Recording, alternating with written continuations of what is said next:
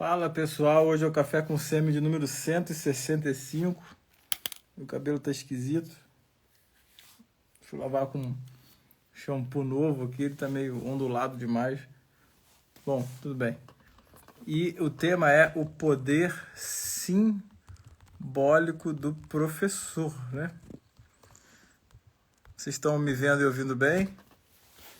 Então, esse é o Café com Semi 165.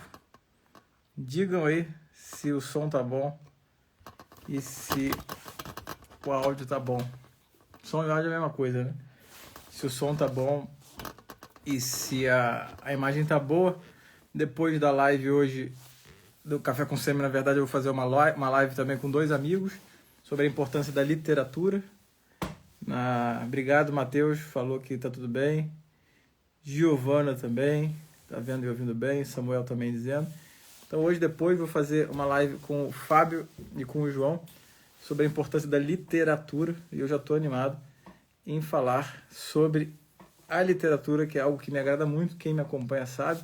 A Giovana, que está aqui presente, participa e capitaneia um clube do livro que a gente tem, né, presencial no Unifagoc, que é um clube do livro onde a gente estuda os contos de Machado de Assis.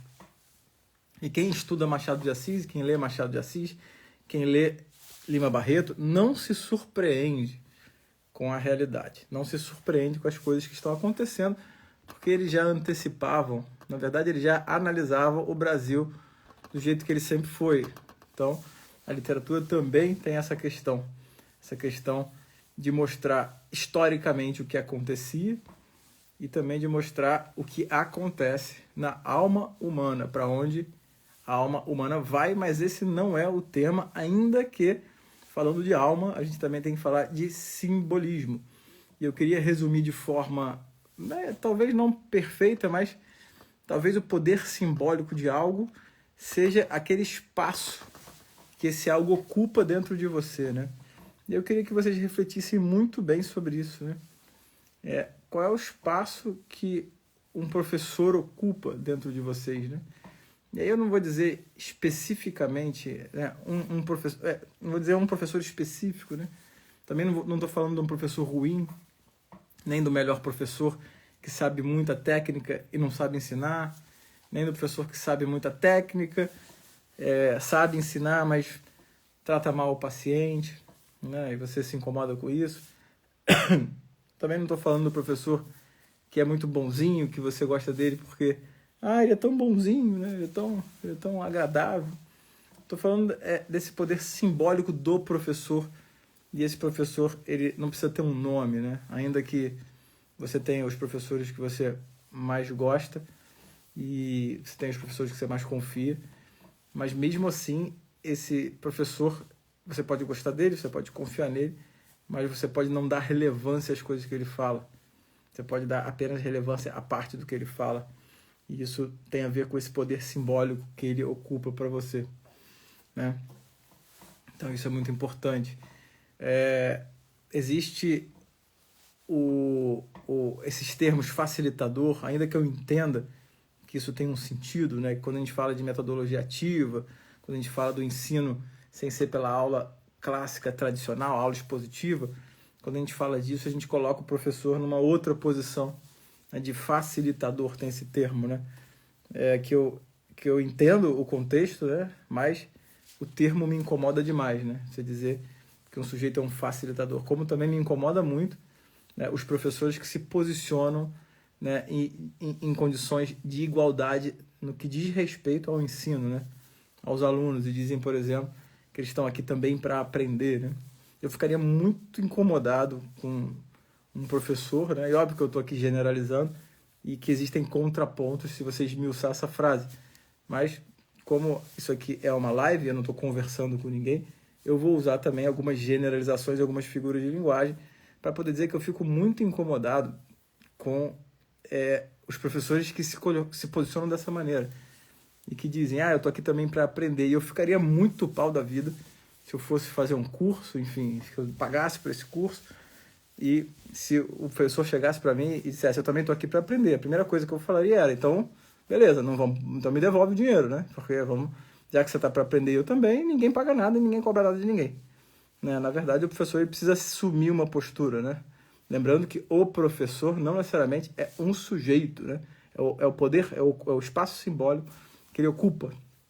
Né? O professor, ele ocupa um espaço paternalista, fraco. Né? Tem que ser assim, não tem outro jeito. Por que paternalista fraco? Porque o professor tem que ser aquela pessoa que diz o que você vai fazer. Né? E por que é fraco? Porque não é tão forte quanto o seu pai quando você é criança, por exemplo, ou sua mãe, né? Então, o professor ele tem que ocupar esse espaço para você, né? Ele diz o que você tem que fazer. E você tem que obedecer, né? É difícil falar isso hoje em dia, né? Que tem alguém de fora, chegar para um adulto, que é você, que passou para a medicina, e que tem que ter alguém ali que diz o que você tem que fazer, que você tem que obedecer, né? E diz que você tem que fazer, quando você tem que fazer e a forma que você tem que fazer, ainda que não te agrade. Então, esse é o papel do professor, né? O professor ele tem que ocupar esse espaço. E um professor que ele deixa de ocupar esse espaço e que ele para de ocupar esse lugar, né? Ele deixa de lado um pouco o seu poder simbólico. E ele, em nome de uma falsa virtude, que ele pode chamar de liberdade, por exemplo, ou seja, eles são adultos, aqui não é jardim de infância, né?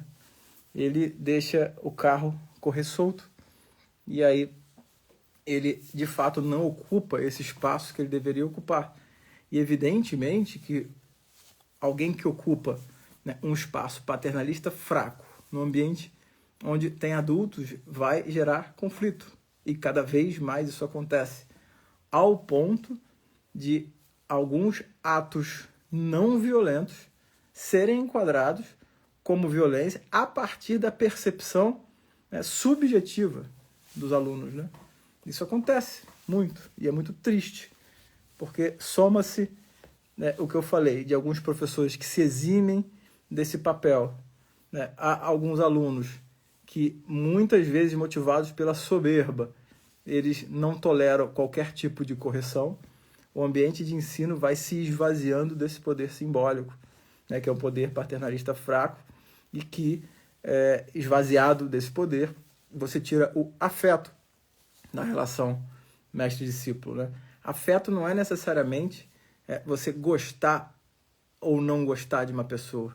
Não é você chegar e falar assim, eu gosto dessa pessoa, eu tenho afeto por ela. Não é. É o campo onde a batalha está acontecendo. Né? Porque se a relação mestre-aluno ela acontece apenas em um campo técnico, né? Existe uma forma de aprender. Né? Mas se ela vai para um outro campo, que é o campo onde existe afeto, o professor consegue sim agir dentro da alma daquela pessoa, porque um professor de verdade, ele tem que ser aquele sujeito que entra no cérebro do aluno, né, e dá uma explodida no que tem ali dentro, né, e depois ele ajuda a ir catando e organizando e reconstrói esse cérebro melhor do que ele era, né, melhor do que ele era. É isso que um professor faz. Um professor é aquela pessoa que se prepara a vida inteira, né, numa forma constante. Aí sim o professor está sempre aprendendo, né? Quando você fala assim, o professor está sempre aprendendo. É verdade, mas não com os alunos, né? Tá entendendo? É claro que ele pode aprender algumas coisas, né? Por exemplo, o que não dizer, o que dizer. Ele pode aprender, sei lá, que a linguagem está mudando, a usar um termo aqui, outro ali. Mas, de fato, ali, o que importa mesmo, um professor ele não vai aprender com os alunos, ele vai aprender para os alunos. E aí tem uma diferença muito grande, né? Ele aprende para os alunos.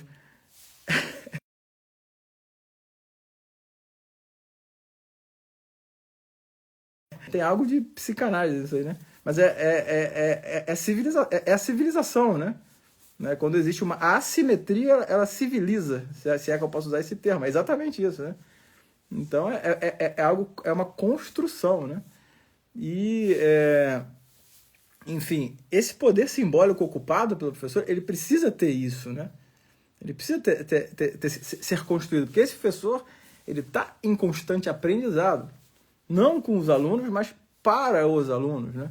O professor tem que ser aquele sujeito, né, que ele, porque tem mais experiência e ele tem essa vocação, né, para o ensino, ele percorre um caminho com muita dificuldade e depois conta para o aluno, explica, ensina para o aluno como se deve percorrer esse caminho de forma um pouco mais fácil, né? É isso que um professor faz, né?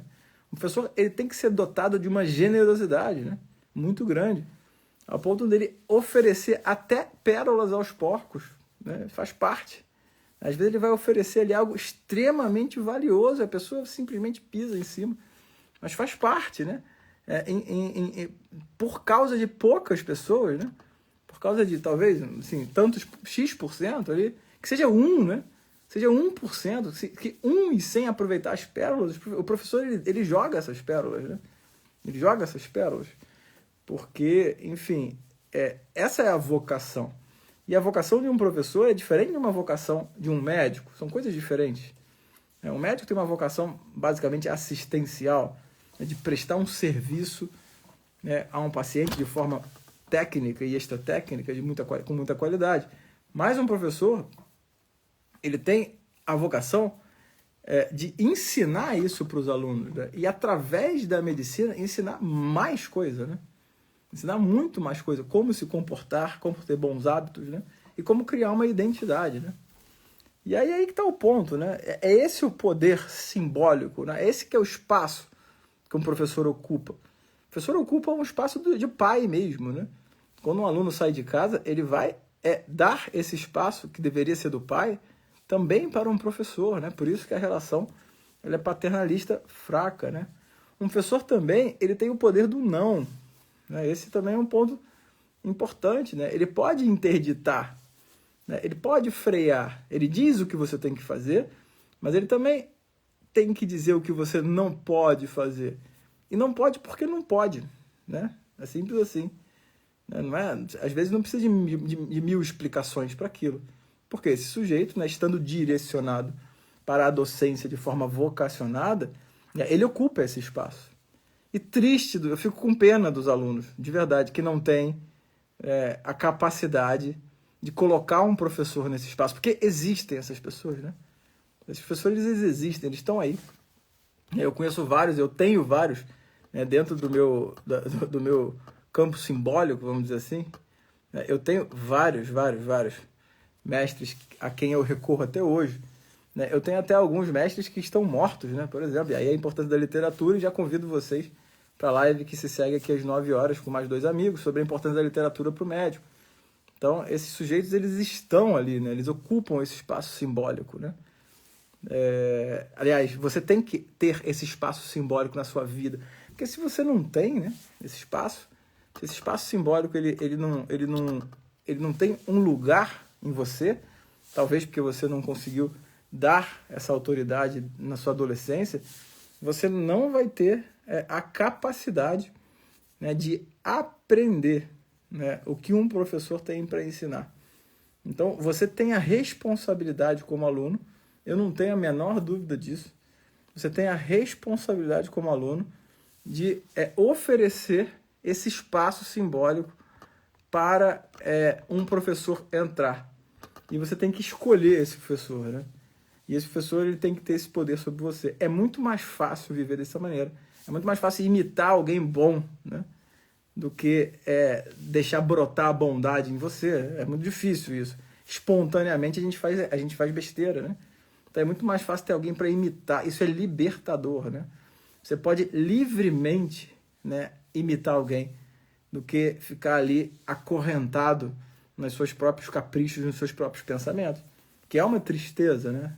Pobre do sujeito que ele agiganta o seu amor próprio de uma maneira que ele fica ali refém de tudo que ele sente e não consegue dar autoridade a ninguém, né? Então isso é uma coisa que eu venho vendo, né? Ao longo do tempo, venho estudando, recomendo muito um autor chamado Richard Sennett, já falei várias vezes sobre ele tem alguns livros, dentre eles O Artífice, que é extremamente interessante, fala justamente disso, né? De como é que como é que se aprende de forma artesanal. E aí, enfim, eu acho que todo o médico que tem um genuíno interesse pela medicina deveria ter um espaço, né, ocupado por um professor de verdade. Isso faria, ou melhor, isso vai fazer toda a diferença para a sua vida, eu não tenho a menor dúvida disso. Bom, era isso que eu queria falar. Avisos finais. As vagas estão abertas para a comunidade de medicina intuitiva, com acesso ao nosso canal de streaming, o GMI TV, e também a uma outra coisa que eu não vou falar ao vivo. Quem quiser me manda um direct que tem um cupom de desconto. Tem mais de 100 aulas, né, de casos clínicos reais lá para quem quiser. Alguém quer fazer alguma pergunta? A gente tem tempo aqui. Algum comentário, alguma pergunta? Nada, né? Bom, deixa eu ver aqui. Quem quer falar? Vou esperar. Ótima aula, professor. Obrigado. Não, oi, Heitor. Obrigado você por estar aqui me ouvindo, né, na segunda-feira, às 20 horas e 46 minutos. Então tá. Então dá para beber uma água e voltar daqui a 14 minutos, que vamos falar sobre literatura. Valeu? Um abraço, Inter.